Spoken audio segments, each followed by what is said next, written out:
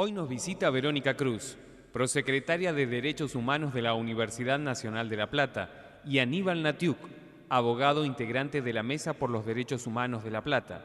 Nos vienen a hablar sobre la desaparición de Santiago Maldonado, que fue estudiante de la Facultad de Bellas Artes. Ahí está Verónica. Aníbal, gracias por estar acá. Bueno, y seguimos esperando, ¿no?, el resultado de las pericias. Verónica, la Universidad de La Plata, bueno, fue una de las primeras en salir pidiendo la aparición de Santiago Maldonado. Él era estudiante de la Facultad de Bellas Artes. Y bueno, me imagino, bueno, la expectativa que hay en todos los argentinos y de la universidad obviamente que también. Sí, por supuesto. Para nosotros es un eje institucional de la política institucional de los últimos años, y no solo la desaparición de Santiago Maldonado, sino todo lo que tiene que ver con el trabajo respecto de memoria, verdad, justicia, el pasado reciente y, bueno, obviamente una desaparición forzada en un proceso democrático a 34 años de haber conquistado la democracia nuevamente, siempre conmueve hasta lo más hondo de la trama social, y por supuesto la universidad en ese sentido es una institución social atravesada por las dinámicas y por las mismas preocupaciones, y bueno, además es un actor político, institucional que fue dramáticamente afectado por los procesos de desaparición forzada, de asesinato, de secuestro producidos por el terrorismo de Estado, y bueno, y en esta ocasión vuelve otra vez a sentirse socialmente afectada, y particularmente porque, como bien decías, Santiago por muy poco tiempo fue estudiante de la Facultad de Bellas Artes de nuestra universidad, y bueno, digo, haberlo tenido como integrante de nuestra comunidad universitaria rápidamente nos colocó en este lugar de responsabilidad y de hacer público y de dar visibilidad esta desaparición, este reclamo genuino que como sociedad seguimos sosteniendo aún en estas horas que, como bien decías, todos estamos como muy preocupados y a la espera de los resultados de la autopsia y de las distintas indagaciones que tengan que realizarse respecto del caso. Pero sí, digo, es como renovar el compromiso, así como lo hemos hecho también en su momento con Miguel Bru, también con Jorge Julio López, y lo seguiremos haciendo lamentablemente mientras estos hechos nos sigan sucediendo, ¿no? Sí, estamos todos muy sensibilizados, ¿no?, por este tema. En tu caso, Aníbal, como abogado estuviste trabajando en la causa de otro desaparecido en democracia, nada que ver con este caso, el de Jorge Julio López, pero siempre hay que tener en cuenta el contexto en el cual se da esta desaparición de Santiago Maldonado con el operativo de Gendarmería, ¿no? Sí, el contexto es lo más grave, en todo caso. Hay que tener en cuenta que la ministra de Seguridad, Patricia Bullrich, mandó a su jefe de gabinete, Pablo Nocetti, que hay que tener en cuenta que es un defensor, como abogado, es un abogado defensor de genocidas, defendió como una media docena de genocidas en su carrera jurídica. Con esto no estoy queriendo decir que los que cometieron delitos de lesa humanidad y los que asaltaron el poder en nuestro país cometiendo un genocidio, aún así no tengan derecho a tener abogados defensores, pero está claro qué perfil tienen los miembros del gabinete de gobierno de Macri. Y fue una persona de altísimo rango, fue desde Capital Federal hasta Esquel a organizar una represión contra 10 personas. Una de esas 10 personas es Santiago Maldonado. Y como ya sabemos, existen altísimas posibilidades de que el cuerpo encontrado en el río sea de él. Así que ese contexto habla de por qué estamos viviendo hoy en estas horas un clima tremendo en el país. Un clima realmente que nos pone a todos en una situación distinta. Ya no existe eso que decía, por ejemplo, Elisa Carrió, de un 20% de posibilidades de que estuviera en Chile.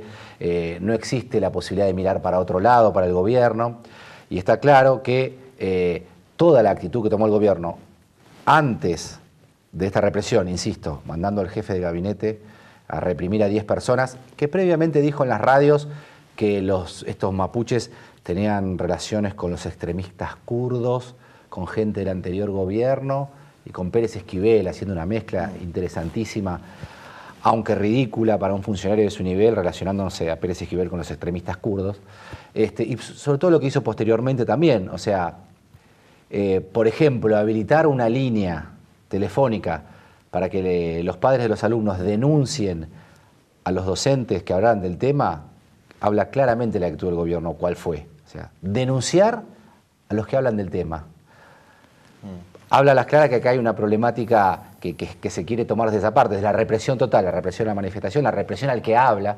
Y bueno, y hoy estamos en una situación en la cual es muy distinta, el gobierno seguramente callará hasta las elecciones, tratando de eludir la responsabilidad que evidentemente tiene, digamos, ya un gendarme reconoció en su momento que dispararon a los manifestantes, otro gendarme, y también él mismo, reconoció que le arrojó piedras y que le pegó piedrazos a algunos manifestantes que estaban atravesando el río Santiago, el cuerpo de Santiago, quien aparentemente, la mayor posibilidad es que sea Santiago, aparece sin vida en el río, por lo tanto le da credibilidad a todos los relatos, tanto de las personas reprimidas como los que estaban reprimiendo, sobre en qué situación se dio, que hubo violencia, que hubo piedrazos, lo cual es bastante raro también que las fuerzas de seguridad arrojen piedras a las personas que están, digamos, manifestándose. Todo genera un clima de un montón de sospechas y un clima luctuoso en la sociedad que realmente es para preocuparnos. Yo no voy a adelantar nada que tenga que ver con mi opinión sobre aspectos periciales, porque creo que la prudencia que pidió la familia al respecto en relación a no adelantar nada y que sea el cuerpo el que hable, como se dice alrededor de las autopsias, bueno, prefiero no adelantar nada de lo que puede haber sido el mecanismo final, digamos, por el cual se sucedió la muerte. Bien, recuerdo que cuando estuviste acá, Aníbal, la última vez en el programa, había hablado hacía minutos la ministra de Seguridad en el Congreso defendiendo la Gendarmería. Vamos a compartir ahora la conferencia de prensa que brindaron los familiares de Santiago Maldonado y después seguimos hablando de la responsabilidad política de la actual ministra de Seguridad, así que compartimos las imágenes y el testimonio de la familia de Santiago. Bueno, ante todo, gracias por acudir tan rápido cuando convocamos a la conferencia de prensa para explicar esto. Me parece que esta es la mejor forma de hacerlo, sí, y no que durante todo el día tirando un montón de versiones, porque yo entiendo que ustedes trabajan, que tienen que cubrir espacio, pero la ansiedad de ustedes, tengan en cuenta que hay una familia atrás, amigos, y sobre todo por respeto a Santiago, porque hasta ahora no podemos confirmar, como dijo Alejandro, si es el cuerpo de Santiago o no. Entonces me parece que el hostigamiento que recibimos por parte de todos ustedes, pues lo voy a generalizar, yo entiendo que cada uno tiene que cumplir con su trabajo, pero pueden esperar un poco e informar por ahí bien y no algunos como empezaron a tirar. Mis padres están a casi 2.000 kilómetros de acá. Entonces, el único medio que tienen es la televisión. Si ustedes tiran cosas que hieren o levantan fotos como la que se publicó de un cuerpo, me parece que no corresponde. O sea, hay que replantearse un poco la profesión de todos y cómo lo llevan a cabo. La ansiedad a veces le juega muy en contra y perjudicial para nosotros. Somos seres humanos.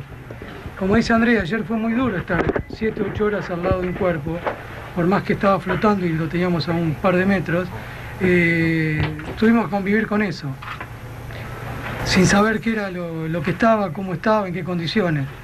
Entonces me parece que a veces hay que ponerse un poquito más del lado humano, y si no tienen que poner, pasen música, no sé, otra cosa, pero somos humanos nosotros. Entonces... Ahí está la palabra de Sergio Maldonado, ¿no? Y este pedido que le hacía a los periodistas para que traten el caso de una manera más humana, ¿no? Este respeto de parte de la familia. Y bueno, cómo los medios de comunicación fueron transgiversando la información durante estos 2 meses y medio. Hoy veíamos el caso en Radio Nacional Córdoba, una periodista censurada por hablar del tema. Bueno, y esta construcción de los medios hegemónicos, que la repudiamos obviamente. Pero bueno, queríamos saber tu opinión, Vero, porque muy deliberado todo, ¿no?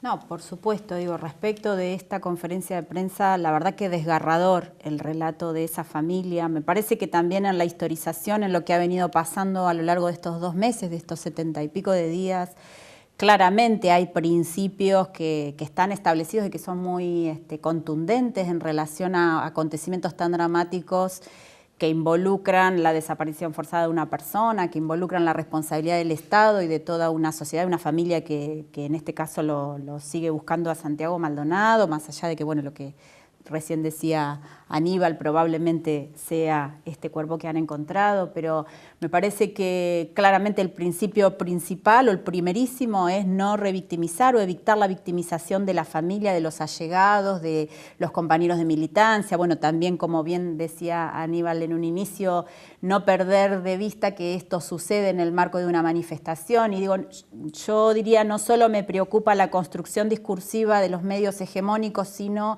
cierto clima o cierta cuestión como de época que pareciera habilitar desde los sectores hegemónicos una construcción cultural, un imaginario social que permite naturalizar estas cuestiones. Digo, me parece que las palabras de Sergio claramente invitan a problematizar, y ahí digo la universidad, las instituciones educativas propias del campo cultural, por supuesto, las unidades académicas que forman a los comunicadores y comunicadoras tenemos un rol fundamental, digo, en esto de problematizar con un pensamiento crítico, de tener un accionar respetuoso de los derechos humanos y, por sobre todas las cosas, de constituirnos también como universidad pública en un actor que interpele al Estado en la responsabilidad que le cabe, porque las violaciones, las vulneraciones de los derechos son responsabilidad de los Estados, y me parece que estas cosas no se pueden permitir, al igual que hemos escuchado en los últimos días también una serie de encuestas telefónicas o radiales donde se pregunta cómo incidiría este hecho en las inminentes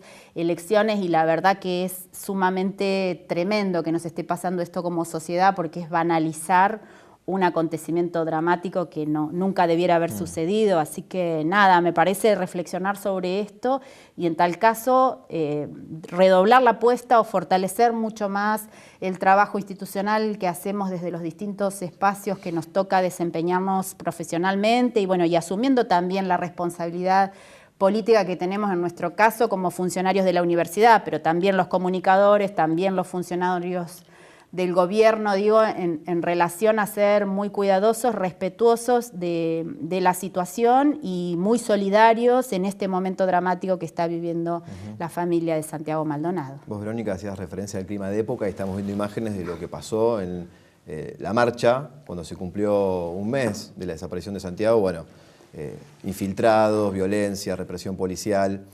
Y vos, Aníbal, antes planteabas la responsabilidad de la ministra de Seguridad, y uno imagina que pase lo que pase con este cuerpo que se encontró, tendría que dar un paso al costado la ministra. Yo creo que eso se cae de Maduro, digamos, o sea, no lo va a hacer el gobierno en estas horas porque hay un escenario electoral que ellos están tratando de medir, como decías vos, Verónica, están midiendo a través de encuestas, a través de, bueno, es un gobierno que se maneja a través de los focus group y las encuestas, quizás dejando de lado las cuestiones de fondo al respecto de eso.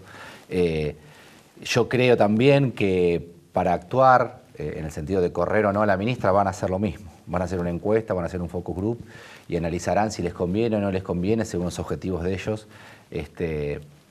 digamos, dejar o no a la ministra. Yo, por supuesto, pienso que esto va a suceder en los próximos días. Como te decía también, digamos, una ministra que tiene como jefe de gabinete de seguridad a un abogado de genocidas, también habla de un perfil determinado que me parece a mí que por lo que ha construido la democracia argentina hasta ahora hay que poner el ojo sobre esas cosas. A veces pasan que lo dejamos pasar, pareciera que no pasa nada, hasta que después nos alertamos de eso cuando vemos que hay una persona posiblemente asesinada en el marco de un reclamo social por la fuerza de seguridad, posiblemente también. Insisto, no voy a hacer alusiones a aspectos periciales que todavía no se han resuelto, pero nos alertamos cuando pasa todo esto, cuando está claro que para la elección de ciertos funcionarios es evidente que las cosas van a terminar así o pueden terminar así. Una ministra de Seguridad que supuestamente su función es cuidarnos a todos nosotros, evitar episodios de inseguridad para la población, se da a conocer en sus inicios, en su carrera ministerial, no por un plan para evitar los robos, sino por un protocolo antiprotesta. Entonces, una ministra que su principal carta de presentación es decir, voy a usar la policía para objetivos políticos, que es evitar que la gente proteste y reprimirla, habla a las claras de un recorrido que lleva el gobierno en esto, y claro, luego cuando aparece, digamos, un cadáver en el agua, luego de manifestación y demás, la sociedad se consterna, pero está bueno que la democracia argentina, la sociedad argentina piense que todos esos hechos no se dan. Ese cuerpo no apareció en el agua de la nada. Apareció luego de 20 meses de un gobierno que tuvo ese perfil, de una ministra que se dio a conocer a través de la necesidad de usar la policía para fines políticos y no para fines de la necesidad de la seguridad de todas las personas. Un ministro que, insisto, tiene ese perfil, por lo cual lo que piensa él de la represión por parte del Estado a los opositores es similar a la de sus defendidos, porque así lo manifestó en sus defensas, digamos. Está claro que esto no pasa de casualidad, no fue la casualidad, no fue un gendarme suelto. Muchas gracias por estar acá, Aníbal, Verónica, y a esperar entonces, una semana aproximadamente puede estar el resultado de esta pericia, se calcula aproximadamente. ¿Ustedes tienen alguna información respecto a esto? Una pericia de este tipo tiene diferentes partes, digamos, partes que se analizan en el laboratorio, partes que tienen que ver con lo que se ve en ese momento y demás. Algunas cosas se resuelven antes, estamos hablando de horas o 1 o 2 días, o sea, en los exámenes de vista sobre los aspectos del cuerpo, el informe puede estar en 1 día, 2, otros aspectos que se analizan y que tienen que ver con trabajos de laboratorio y demás, tardan un poco más.